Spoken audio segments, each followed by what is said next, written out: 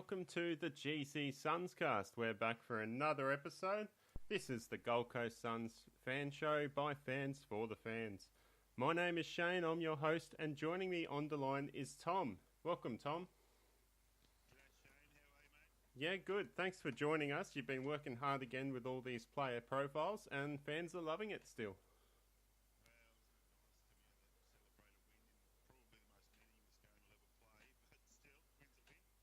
Yeah, try telling that to Brisbane supporters. They're immediately dismissing it as, nothing, despite the fact we were 8 goals up before they even kicked a goal. So, I mean, that's got to count for something.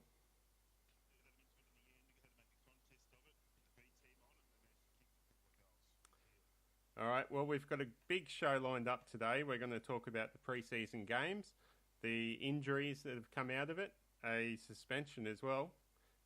We've got the AFLX to discuss, the new Gold Coast Suns campaign, challenge accepted. The forward line, we'll discuss what it's going to look like in 2019. And we've also got some big news that came out at the start of this week, yesterday in fact, the new Gold Coast Suns club captains. So, without any further ado, let's get into it. But before we do, I want to shout out to our Patreon donors, Old Soul, Jack Stad, Paul Vosti, Tom Kim, and James Wood. We've actually had an investment in new technology for this episode, so you will hear some new things that we've been working on, and it's all thanks to these guys. If you want to help out and support the show, jump on Patreon and support the GC Sunscast at patreon.com/GC Sunscast. We're also on YouTube. Just search GC Sunscast, and on Facebook. So come out, check us out. If you can't help us financially, jump in, give us a like, share us around, let your mates know about us, and that will do. But before we get into the news, we've been doing some Facebook polls on the best 22 for the Gold Coast Suns this year. So we've completed the backline, and this is what the fans voted for. Jared Harbrow, Thompson and Joyce in the backline, and Hanley, Homsch and Murdoch on the half backline. So that's a very strong backline. What do you think about that, Tom?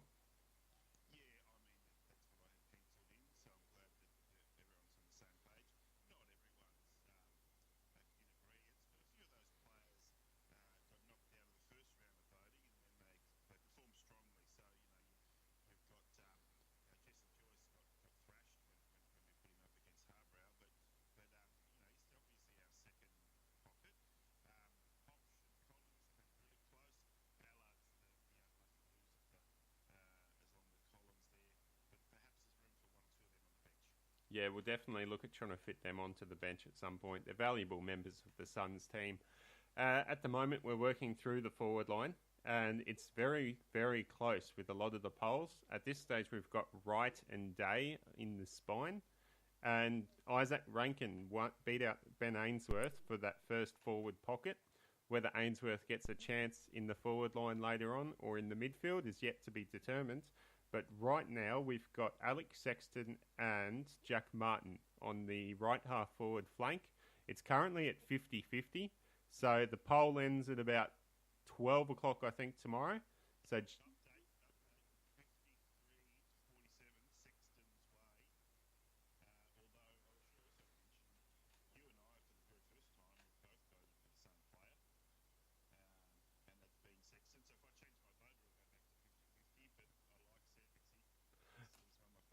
Well, I just think Jack Martin's better suited to a midfield position this year, and his name will certainly come up when we come polling midfield positions.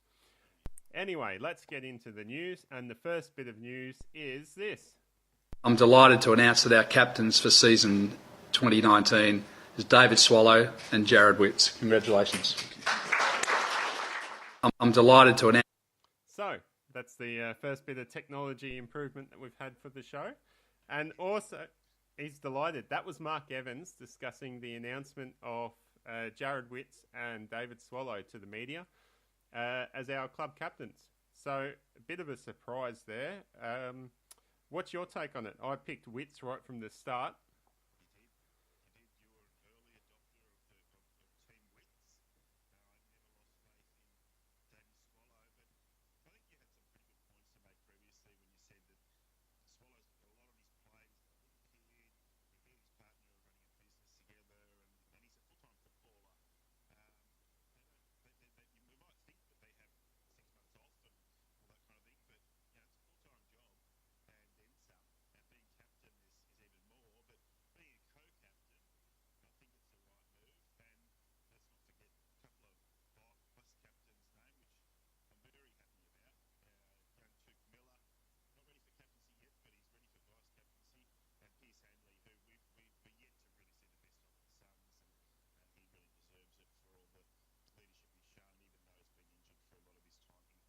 Yeah, I've been hearing a lot of negativity about the announcement so far, and it's more so to do with the structure, having the two co-captains, the two vice-captains, and I'm actually all for it. I think it's a changing point in the world that we live in.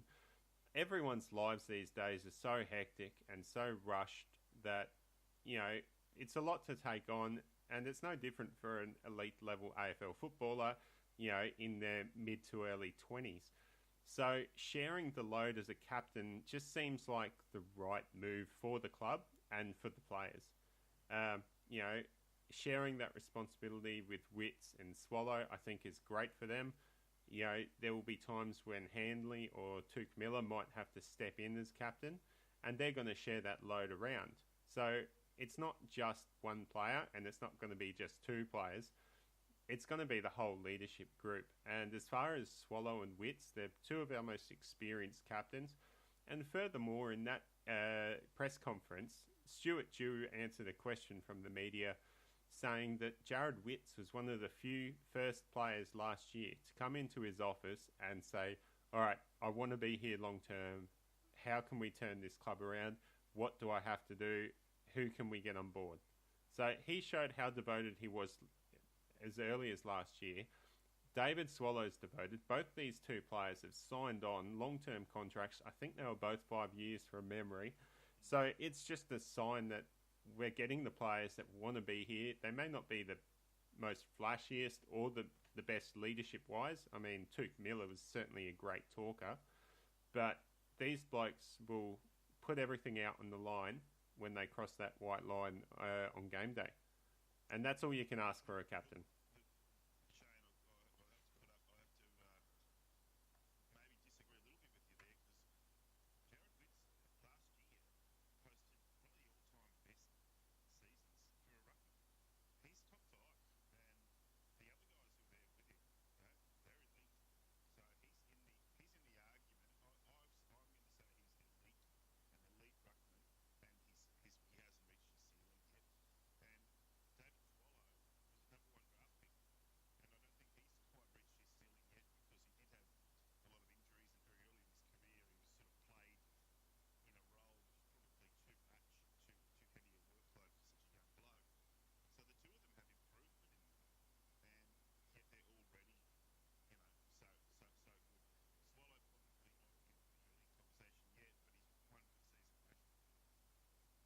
Yeah, I definitely think they're both, great players.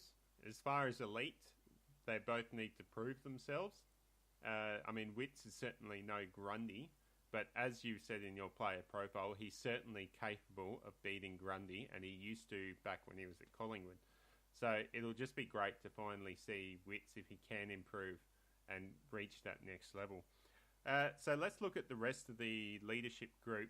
We had George Holland-Smith, so a new player coming in.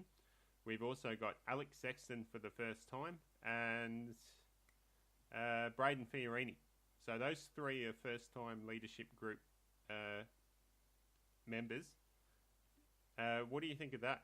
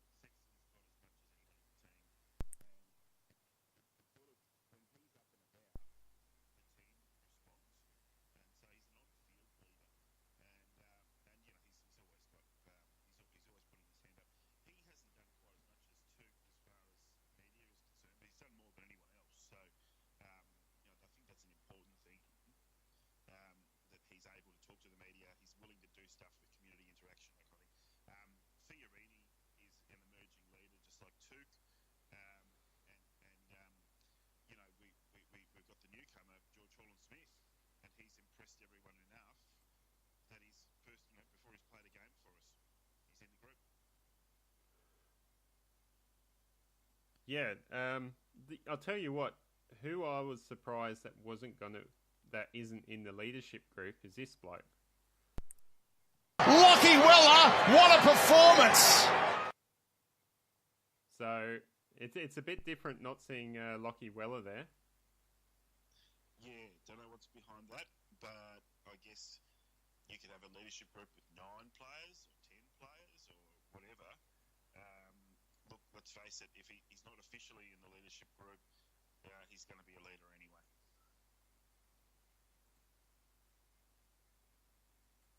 Sorry about that. We just had some technical issues. Okay, so moving on. We've had some preseason games. We had the AFLX as well. Since our last episode, Martin and Weller were upgraded to AFLX responsibilities, but I didn't watch the AFLX. It doesn't interest me, and from all reports, there was really nothing I missed out on. Yeah, I watched the AFLW, which is way better. All right, well, we do have some other preseason games. There was an intra-club game last week, and just between fellow Suns players, and from all reports, that went really well. And a couple of players fighting for positions. Hompsch and Collins were fighting for a position. Peter Wright and Jack Lukosius, Burgess as well. They were all fighting for those positions in the spine, and you know we got a better look at who was going to be number one. And the other big news was Archie. A lot of talk came out of that game about Callum Archie, so he could be heading towards a breakout year. Yeah, and let's not forget he's only a young fella. He's only a little bit older than Jack Bowes and Ben Ainsworth. They're pretty much all the same age. They're all 21, and just because we pick them when they're young and we play them, if they get picked in the first round or early first round, we tend to play them, and then we wonder why they're not as good as they were supposed to be. But then players don't usually get as good as they're going to be until they're in their 20s. So I'm really excited to see Archie and Bowes, Ainsworth and Brodie all turned 21 this year or late last year, and they're just a year older, and I think there's a big improvement that's been made over the off season. But is Archie a forward? I think Archie's best position is in the forward line. Yeah, I do as well, but we'll discuss that in a bit more depth over the next few weeks, because there's about 15 blokes who want to play in that forward line, and there's only 6 positions. We'll discuss the forward line later, because there is a lot of players coming through that are going to really make positions difficult in that forward line. We'll look at the Brisbane game that was on the weekend. So where should we start? Well, let's start with our 2 new recruits, Lukosius and Rankin. They were on fire early on, kicking our first couple of goals. And from all reports, they look like they will be playing round 1 for the Suns. They took what all the hype was about them competing in the Sandful last year and the underage competition, and they just converted it straight to playing against men in the AFL. So they really look like up to it, and all reports Rankin's going to be a superstar, especially the way he plays. Yeah, well, they were raving about Rankin, and that's great. But the goal by Lukosius was from 55 metres out. he could play on the wing and still kick a bag. He's scary good. What's going on there, Tom? You there? Yeah. Yeah. No, Siri just interrupted me. I've got a rogue Siri. Anyway, yeah. Rankin and Lukosius, well worth those two hot top draft picks, and you know, it's already a reasonably good forward line, and they're coming into it. Yeah. Well, Peter Wright was also clanking a lot of marks as well. So I think he had about 15 marks. That might have been for half the game, actually, not the full game. I'll have to try and find the stats in the for that. ruck, and Witts was left out. So Nichols played a lot of the game, but he went off injured. So then Wright and Crossley and even Day chopped out in the ruck, which obviously would have detracted from their forward play. But you know, there's an argument there that we might end up with three tall forwards, as we'll discuss a bit later. Yes. And the other thing to take note was Hompsch was actually recognised by the club. So it looks like Hompsch has sewn up that second spot with Thompson at centre half back. And Murdoch as well looks like he's going to be playing off a half back flank like we predicted. So it looks like Murdoch's really going to be that quarterback sort of style player, just running off half back and using his speed to get out of the goal square and off the half back line and penetrate into our forward line. Yeah, well, Murdoch's the one who has the potential to really create a whole new position in AFL football. We've seen in sort of modern times we've gone away from the ruck rover and we've gone for more of a midfielder, and we've seen big midfielders come through, and we've seen the jack position, the high half forward, midfield rotations, things that are away from the traditional AFL grid and the positions around the ground. And now these new rules are going to mean that you're going to have kick-out specialists who are either going to use their speed or their long boot or their accuracy. And Murdoch's got all three of those things. Yeah, Murdoch looks really good. He did cop a knock to his thigh. So I think it was a precaution to bring him off and ice it up and keep him fresh for this week. Who else do we have to talk about? George Hall-Smith was serviceable. He kicked a goal as well, I think. So he looks like he's going to provide that leadership on the field. We've got to get our goals from somewhere. Ben Ainsworth was good as well. Heard good reports about Miles. He seems to have guaranteed himself a midfield spot, and from all reports, he's going to be better than what Lyons was for us. Yeah. Well, he beat Lyons as a direct opponent, so. And Chris Burgess. And the Lions had Lockie Neal, and he didn't do anything. But Bose was good as well. And Chris Burgess as well. He was really good, kicked a couple of goals. So these mature recruits look like they're actually going to help the Suns immediately. Oh yeah, and they can't be underestimated how important they are. And if they don't make the top 22, they're not far off. They're showing that they're going to compete for it. It's unfortunate that Corbett's injured, but that just means he starts through the knee fall, and if he starts performing really well, he's there as a backup player in case of injury, or if he's in good form and he replaces someone who's not in good form, then it's a win-win for us. I hope Burgess can somehow find a place into the top 22, but I'm pretty sanguine with the idea that he's sitting there in reserve. If we decide to go with three tall backs, he slots in for someone like Joyce. If we decide we need a swingman on the bench, good-o.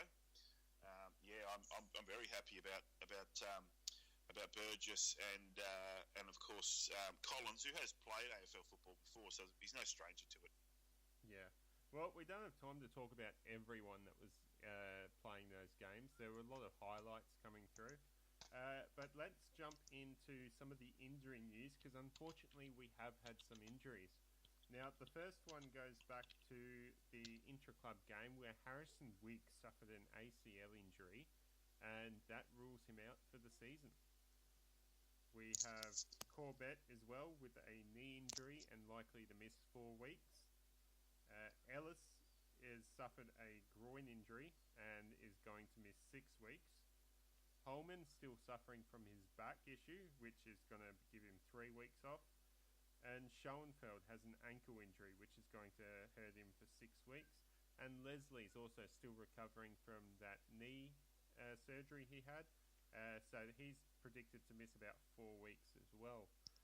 And then we have reports. Jack Bowes was reported and has been fined $1,500 for his incident with Alex Witherden during that practice match against Brisbane. Yeah, I haven't seen footage of it. I don't think that many people who weren't actually at the game saw it. Well, what can you say, Bosey? He likes getting in there, setting up for himself, and by all reports, he's come back bigger and better this year. Yeah. Well, I was looking forward to seeing Bose, but I haven't seen much about him as far as performance on the field. All right, well, let's jump over to looking ahead. We've got the JLT game starting this week. The first Gold Coast Suns game is this Sunday, the 3rd of March, versus the Bulldogs up in Mackay. So a little bit of rain predicted for that, but not too bad. And then next Sunday, again on the 10th of March, Gold Coast play Sydney down in Lismore. So Gold Coast have a pretty good draw and are staying, well, not in Queensland, but staying close to Queensland. So yeah, well, it's in our zone. It's in our zone. Northern New South Wales is the Sun zone, so we had a few kids from down that zone named in our under-16s academy team. So I think it's great for the zone, the area. If I'm not mistaken, there was supposed to be a pre-season game there in the past that got cancelled due to bad weather. So I think we're well overdue for a game down there.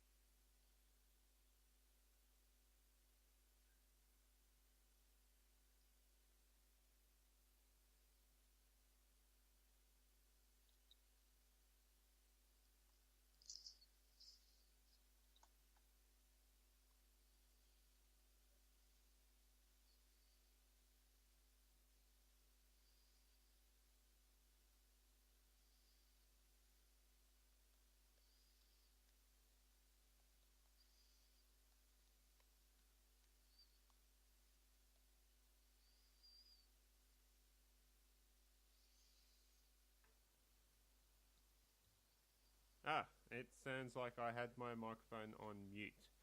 So let's jump back to that again. The JLT games are coming in. We've got the Suns playing the Dogs on the 3rd of March. That's this Sunday up in Mackay. We also have the Suns playing Sydney the following week on the 10th of March in Lismore. So that'll be good to see the Suns get along to some of that. They'll also be on TV, those matches. However, I think it's only going to be Fox Sports. So either find a mate that's got Fox Sports or maybe try that new streaming service, KO. I think you get a 2-week trial with that service and you should be able to watch the AFL games on that. So I'm probably going to give that a go myself to see what that's like. I have to admit I subscribe to Fox because you can't see the Suns on free-to-air at the best of times, which is a bit of a controversy this week. They've announced more games available to free-to-air, but they're only this. It's probably a topic to really go into in the future, but nobody knows about the Suns because they never watch them. We're never on. If you're only watching the free-to-air stuff, no chance. So anyway, but no, that'll be great. I'll be warming up the lounge chair and get a 6-pack ready for Sunday's game. I can't wait to watch the boys go around. Yeah, well, we've got Mr. Juicy in the chat. He's asking if anyone's seen Crossley's Facebook campaign for more Jacob Dawson content. No, I don't go stalking the players' Facebook. Have you come across that one, Tom? I haven't, but I do know that Gerber's mum is a fan of the Gold Coast Sunscast Facebook page, so maybe if she's listening, she can help us out with a link. More Jacob Dawson. Hey, well, we didn't mention him in the intra-club match, but I heard some reports that he went particularly well. So I'm closely following his progress. I hope he makes the most of his chances. Yeah, looking forward to seeing him try and earn his spot into the side. Also, he's a standout in the NEAFL. He's a level above there, and he's just got that next step to make. Also, Mr. Juicy is letting us know Suns games are always on 7, mate, in glorious standard def during regular season. And he's saying, there you go. In That's regards good. to Crossley's Facebook, he has been commenting on the Gold Coast Suns Facebook posts. So that's probably why I don't see it. For some reason, I'm banned from Gold Coast Suns' Facebook page. Yeah. I think this incident I've been happened. banned 3 times. I'm back on probation. Oh, okay. I never chased it up in the first year. I think I got baited into defending the club in the first year, and I was unfortunately banned. The mods on there have a tough job. They've got quite a lot to get to be across, and so that's fine. We should give them a shout out because they've been sharing our stuff and really helping us get a bit of exposure. And in return, we give them a bit of content, so it's a good relationship. I think this is in relation to the actual club, not the fan pages. I think this is the actual club. Oh, what did you do? Well, I guess they're taking no prisoners with that either. If you get in an argument, you're gonna be tossed. Maybe we can see what we can do about getting you back in. Maybe I'll have a word to Mark Evans next time I have a chat with him. Yeah. You and Mark are pretty tight, aren't you? I'd like to think so, but I don't think he remembers who I am. Anyway. That's good in a way. We've got 15 minutes left, so let's jump into the next segment, which is... Okay, that was really quiet. So the next segment is actually the new Gold Coast Suns campaign. Now, I'm sure you've heard it. I got sent an email last week with a link to it. And it's a really interesting ad, well done, and talks about what the Gold Coast is and what the Gold Coast means. So I was actually quite patriotic about it. It really hit a nerve with me and really sparked me. I think it speaks a lot about what the Gold Coast is, and it also at the same time, I feel like it's going to spark pride in locals. It talks about having local footballers come through the competition because that's what they want. It talks about having locals show up to the football and cheer and just be themselves supporting the club. So that was really encouraging to see something like that. And I've got a little excerpt from it. If it works. Challenge accepted. It's not working. Challenge accepted. There we go. Challenge accepted. It's the first time I saw it, I was just had goosebumps and just went, "Yep, this is definitely what we're about." I mean, I am not a local. I mean, I wasn't born on the Gold Coast, but I've lived here for over 20 years, and it just hit a real spark with me. So it was just great watching it. You know, shots of the city, shots of the fans, shots of the players playing football, and hopefully, it not only notifies our rivals and people that don't support the Suns. It doesn't.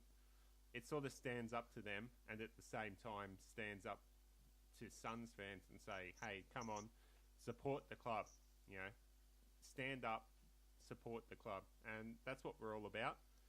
And so it's a challenge accepted for Suns fans to stand up and support the club, and it's a challenge accepted that we're going to stand up and fight against those that try to push us down and those that try to destroy us, which has so far been the theme for the last few years in Victorian media. And Mr. Juicy's on the chat again saying, "I love it as a Gold Coast boy." So that's just great. It's really sparking Suns supporters. There's some Suns fans who are definitely behind the boys. Well, not just behind the boys, behind the club, 158%. And then there are Suns fans who are sort of on the fence a bit, and they'll pay their memberships and they'll come to games and they'll go to functions, and they count just as much, but they've still got their favourite Melbourne team. And if you're really honest about it, if their Melbourne team's playing in the finals, the Suns are their second team. But another thing is that there are people around the country who the Suns are their second team, and they're proud of it because they want to see the team go well, and they might have been at some point something's happened and they've been convinced that this is a team that's got the talent, it just doesn't have the experience or the maturity yet. And in a lot of ways, the club sort of reflects that. The club hasn't really sort of emerged as a real bona fide AFL club, and now I feel like it is because it's producing really high caliber media, and the off season has seen so many changes and so many good news stories that it's just really I just feel really proud to be a supporter.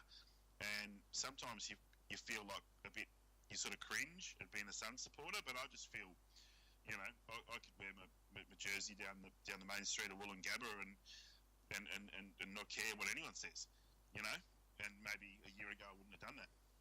Yeah, well, I mean, this sort of leads into a discussion we had last year, which was in relation to going to a Suns game and being out-supported by opposition teams. And that wasn't because supporters were travelling up from Melbourne or Sydney or Adelaide to support their team. It was a case of Suns fans that have their first team or their other allegiance showing up and supporting their first team. Now, I mean, they've got every right to show up and support their first team, but I just think if you're a Gold Coaster, you need to support Gold Coast. It's not about the football, it's about the city. Now, this city... You're 100% right, because all of us came from a different team beforehand.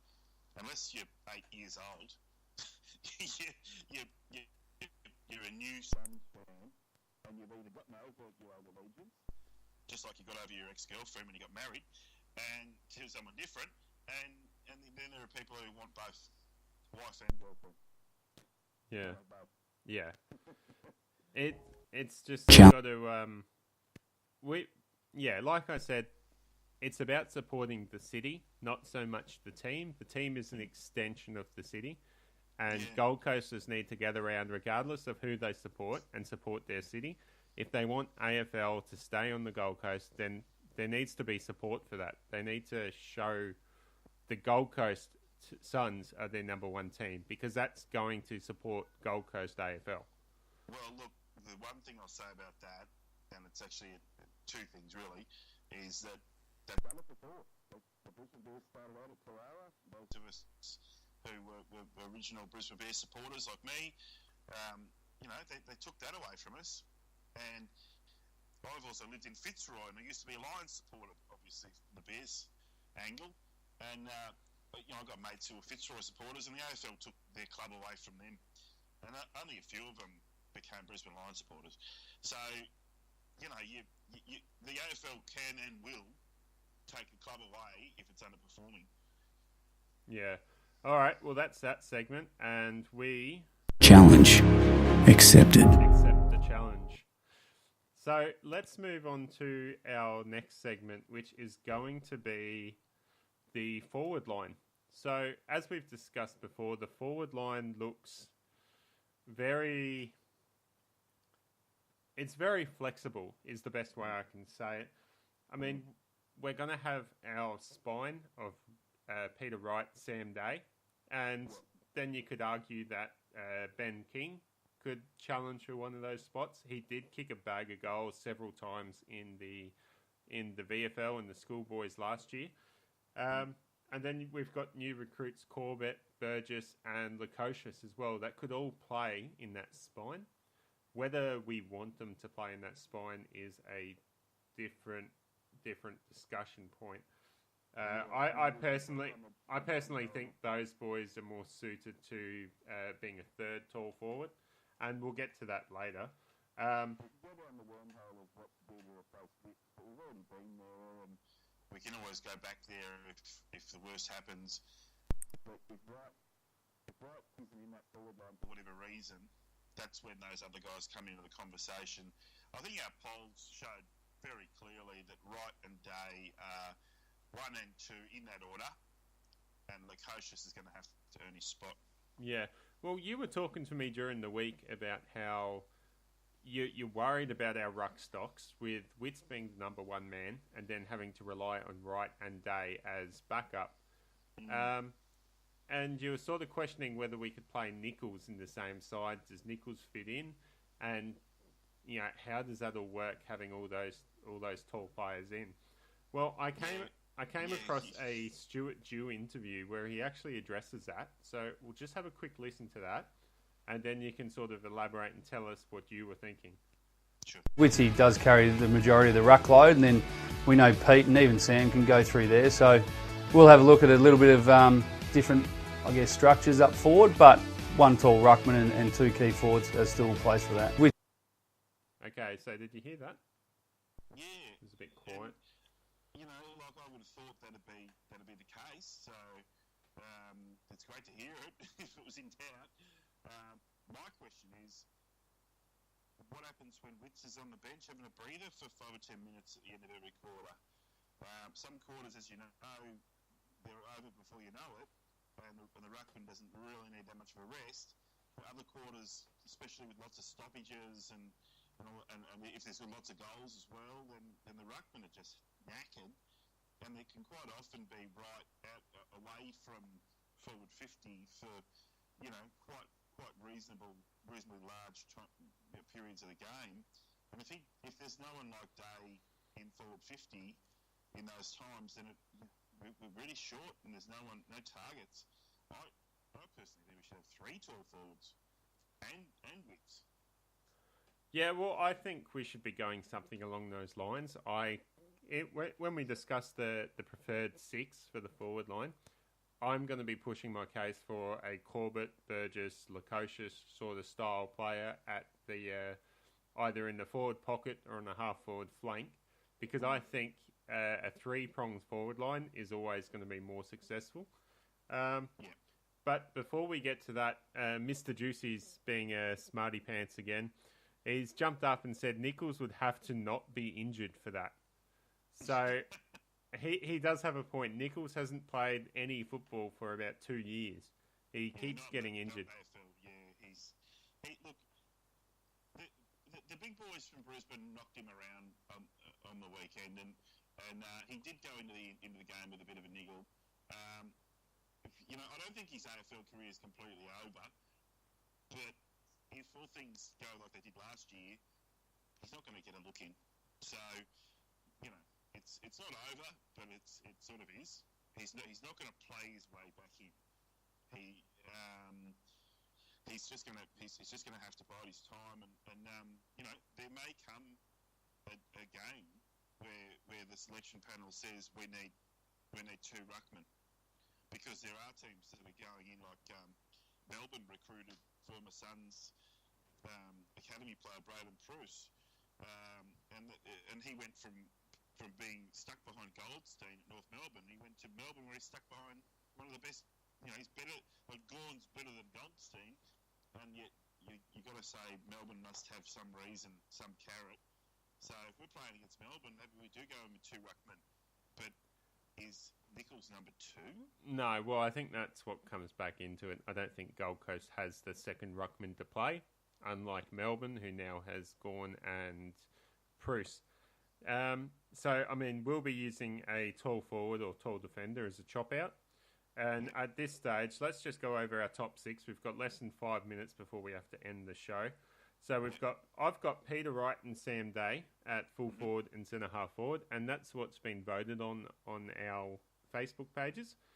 And we also have Rankin in a forward pocket. So we've got 3 spots left. Now, one of those half forward spots is going to be for a resting midfielder. Now, that could be anyone from Martin, Ainsworth, Sexton. Yes. So let's just be very flexible with that and just say that's where a rotating midfielder sits. Now, the other 2 spots is where it gets a bit more different. I mean, I'm looking at last year and the way we played. I feel like we need a defensive forward. Now, looking over our list, the most defensive forward I could find was McPherson. Yep. Is there anyone else? I mean, unless you're going to play someone like Lemons, I just don't think we've got a better defensive forward than McPherson. Well, Lemons and McPherson in the same team doesn't really have there isn't much of a history of that. So it's one or the other, and McPherson, to me, is a little bit ahead of Lemons. Coaches might feel a bit differently, but McPherson's got a bit more goal sense. Lemons is a bit tougher, and Lemons, when he hits someone, they stay hit to the point where last year he was given away free kicks left, right, and centre. So I totally agree with you. McPherson's got to be in the mix there. And I think it might push Ainsworth to the bench, which doesn't limit his opportunities and doesn't limit, certainly no reflection on anything. I just think Ainsworth will spend a bit of time up forward, time in the midfield, and he's never been an 80-minute player. So you kind of have to, with Ainsworth, he's kind of a 75% maximum player. Maybe he proves me wrong and becomes an 80, 90-minute player. But Ainsworth ain't going to spend the whole game on the field, so he might just have forward cameos and go smash it through the middle. And I'd much rather see him through the middle anyway. He's a midfielder who tries and finds the goals, whereas McPherson's a defensive forward, as you say. So you're leaning more towards that attacking forward, the Cowlitchie, Ben Ainsworth sort of player to fill that role? Well, that's another question. It's just so hard. There are 8 people who I want to shove into those 6 spots. Let's just leave it at that, because I think Jack Martin is a forward who can spend time in the midfield. All right. Well, we've got to wrap it up. We've got less than 2 minutes now. So just one more thing is the other half forward flank. Do we go with another midfield runner, or do we go with a third tall forward, a Corbett, Burgess, Lukosius type? Yeah, Corbett would be my first choice, except he's injured. So Lukosius, I've actually got Lukosius on the wing. So being a flanker, I just think Lukosius, he's played a lot of wing. That's where players like him go. All right. It's going to be very interesting to see what happens on Sunday. Yeah, well, stay tuned to our Facebook and keep an eye on those polls. Make sure you vote, and we'll see what the forward 6 lines up with. One last question. Who do you think is our best chance for a Coleman medal? One answer right now. 2 metre Peter. Yeah, I got to agree. I think Rankin might push him with all the star power behind him, but I think Rankin might miss a goal, might miss a couple of games, and might make it too difficult for him if he misses too many games. But besides 2 metre Peter, you've probably got to look at maybe Sexton. If Sexton plays like he was last year, he's definitely going to be pushing that 30-plus goal range, and that should be enough to be the Suns' highest goal scorer. All right, well, that just about does it for us. Thank you for tuning in and listening. Thank you, Mr. Juicy, for jumping on the chat, keeping us up to scratch with the sound quality. And we'd like to just remind you guys to jump on Facebook, Patreon, and YouTube and check us out. So until next time, go Suns. Go Suns. We are the Suns.